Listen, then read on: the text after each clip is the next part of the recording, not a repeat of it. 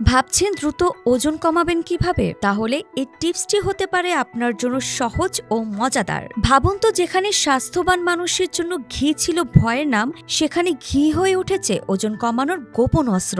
ওজন কমানোর ট্রেন্ডে social media, celebrity diet, YouTube সব জায়গায় জনপ্রিয় হয়ে উঠেছে ঘি কফির সংমিশ্রণে এক বিশেষ পানীয়, যা জায়গা করে নিয়েছে ডেইলি ডায়েট রুটিনে।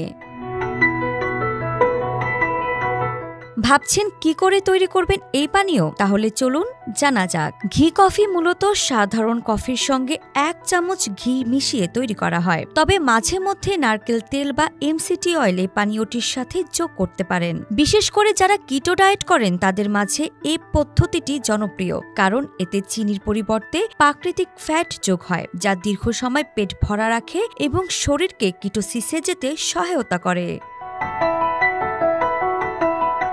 এছাড়া ঘি ও কফির মিশ্রণে থাকা স্বাস্থ্যকর চর্বি শরীরে তাৎক্ষণিক শক্তি যোগায়। ঘি পেটের ক্ষুধা কমায়, ফলে অতিরিক্ত খাবার গ্রহণের প্রবণতা কমে যায়। কফিতে চিনির পরিবর্তে চর্বি ব্যবহারে শরীর শক্তির জন্য ফ্যাট বার্ন করতে সহায়তা করে। ঘি ও কফির ক্যাফেইন মিলে মনোযোগ ও কর্মক্ষমতা বাড়াতে সাহায্য করে এবং এই পানীয়টি নিয়মিত পানে বয়সের ছাপ কমাতে সহায়তা করে।